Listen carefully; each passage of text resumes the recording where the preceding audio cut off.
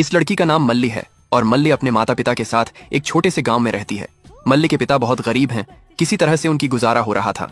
एक दिन सुबह मल्ली के माता पिता तुले तोड़ रहे थे, तभी एक साधु बाबा मल्ली के घर आते हैं और कहते हैं, मैं भविष्य बता सकता हूँ, अपने भविष्य के बारे में जानने के लिए मेरे पास आओ।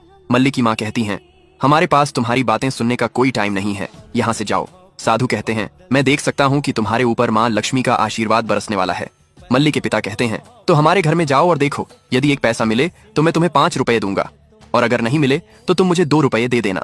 साधु कहते हैं, मैं तो साफ साफ देख रहा हूँ कि माँ लक्ष्मी खुद तुम्हारे घर आ रही हैं। अब ये तुम्हारे हाथ में है, तुम इसे थाम सकते हो या खो देते हो। तभी मल्ली आकर उसे उल्टा सीधा बोलने लगती है। वह कहती है, यहाँ से जाओ, नहीं तो मैं तुझे मारकर यहाँ से भगा दूंगी। साधु गुस्से में वहां से चले जाते हैं। एक तरफ साधु बाहर निकलते हैं और दूसरी तरफ श्रीनु नाम का लड़का उनके घर में प्रवेश करता है। वे दोनों एक दूसरे को देखकर हंसते हैं। साधु बाबा के जाने के बाद श्रीनु मल्ली के घर जाकर पूर्णम्मा से थोड़ा पानी मांगता है। पूर्णम्मा उसे अंदर आने के लिए कहती है।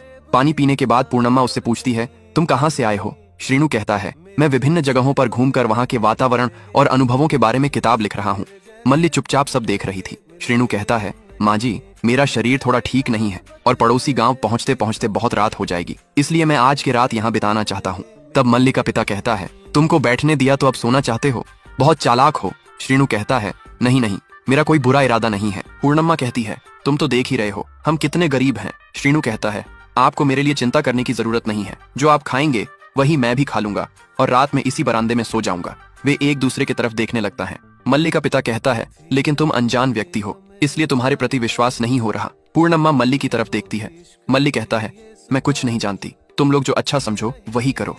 किसी तरह वे लोग राजी हो जाते हैं। थोड़ी देर बाद श्रीनु मल्ली के पिता के पास आकर चाय मांग रहा है, इसलिए मल्ली के पिता पूर्णम्मा से कहते हैं, उसे 1 कप चाय दे दो। यह सुनकर मल्ली कहती है, उसने कहा था जो मिलेगा वही चलेगा, अब देखो कैसे निर्लज्जता से चाय मांग रहा है। पूर्णम्मा कहती हैं, हमारे घर में चाय की पत्तियां नहीं है। तब श्रीनु मल्ली के पिता को चाय लाने के लिए कुछ पैसे देता है। मल्ली के पिता पहले लेने को राजी नहीं होते, लेकिन फिर ले लेते हैं और फिर चाय पत्ती लाने के लिए बाजार चले जाते हैं और श्रीनु घर के चारों ओर देखने लगता है। कुछ देर बाद मल्ली के पिता बाजार से चाय पत्ती लेकर आ जाता है और मल्ली चाय बनाकर श्रीनु को देती है और दोनों बातें करने लगते हैं। उसी दिन उनके घर में वीरान्ना नामक एक व्यक्ति आता है। फसल में पानी देने में भूल जाने के कारण वह मल्ली के पिता को अपमानित कर रहा था। वीरान्ना कहता है, पैसे उधार लेने का समय याद नहीं था, अगर ऐसा ही चलेगा तो मैं तुम्हारी चमड़ी उधेड़ दूंगा। पूर्णम्मा कहती हैं, उस फसल की चिंता तुमसे ज्यादा हमें है, हम बहुत मुश्किल में थे, नहीं तो वो जमीन कभी भी तुम्हारे पास गिरवी नहीं रखता। वीरान्ना बातों बातों में मल्लिका से शादी का प्रस्ताव रखता है। तब मल्ली अपने कुत्ते से कहती है, चुपचाप दूध पी। कुत्ते, तुमने अपनी शक्ल आईने में देखी है? कुत्ते से भी घिनौना दिखते हो। मल्लिका यह बात वीरान्ना को ही सुना रही थी। वीरान्ना यह समझ लेता है। मल्ली कहती है, वीरान्ना साहब, मैं कल खुद अपने पिता को जमीन पर भेजूंगी, चिंता मत कीजिए, आप अब जा सकते हैं। वीरान्ना चला जाता है। पूर्णम्मा और मल्ली धान कूट रहे थे। तब श्रीनु आकर पूछता है, वह आदमी कौन था? पिता कहते हैं, एक समय में हम बहुत बड़े लोग थे, इस घर के पास 1 एकड़ जमीन थी मेरी, लेकिन एक बीमारी के इलाज में खर्च करने के कारण सारी जमीन और घर गिरवी रखना पड़ा। तब श्रीनु अंदर से अपना सूटकेस लेकर आता है और पूर्णम्मा से पूछता है, आपके कितना कर्ज है? पूर्णम्मा थोड़ी संकोच करती हैं। फिर पिता कहते हैं, 25,000 रुपए कर्ज लिया था, अब ब्याज मिलाकर 35,000 हुए हैं। फिर श्रीनु अपना सूटकेस खोलकर दिखाता है, जो गहने और पैसे से भरा हुआ है। यह देख सबकी आंखें खुली की खुली रह जाती हैं। वे अपने आंखों पर विश्वास नहीं कर पा रहे थे। मल्ली कहती है, हम मानते हैं, हम गरीब हैं, लेकिन तुमसे भिक्षा नहीं मांगी। श्रीनु कहता है, तुम ऐसा मत कहो, मैं एक अनाथ हूँ, ये सब मैंने कमाया है। संपत्ति आज मेरे पास है, कल तुम लोगों के पास भी होगी। अगर इंसान चाहे तो सब कुछ कर सकता है। पूर्णम्मा कहती है, तुमने कितनी मेहनत से ये पैसा कमाया है, हम कैसे ले सकते हैं? तभी एक गिरगिट मल्ली के ऊपर गिरता है और फिर श्रीनु पर भी कूद जाता है। पूर्णम्मा कहती है, यह तो अशुभ संकेत है, गिरगिट का गिरना अशुभ होता है, जाओ तुम लोग स्नान करके आओ। श्रीनु सूटकेस लेकर चला जाता है। मल्ली स्नान करते समय भी श्रीनु के बारे में सोचने लगता है। उसकी आंखों में उन गहनों और पैसे की छवि घूमती रहती है। वह कल्पना करने लगता है कि गहने पहनकर श्रीनु के साथ रोमांस कर रहा था। तभी उसकी माँ उसे बुलाती है और मल्ली अपनी कल्पना से बाहर आता है। श्रीनु स्नान करने के बाद सूटकेस से जेवर देख रहा था। जेवर देखकर मल्ली खुशी में मदहोश हो जाती है। वह अचानक चिल्ला उठती है। श्रीनु पूछता है, क्या हुआ? वह बताती है, कांटा चुभ गया है, बहुत दर्द हो रहा है। श्रीनु पूछता है, कहाँ? तब मल्ली धीरे धीरे अपनी साड़ी ऊपर उठाने लगती है, श्रीनु को सेड्यूस करने के लिए। मल्ली गहनों और पैसों के लालच में अंधी हो गई, इसलिए वह श्रीनु को मारने का प्लान बनाता है।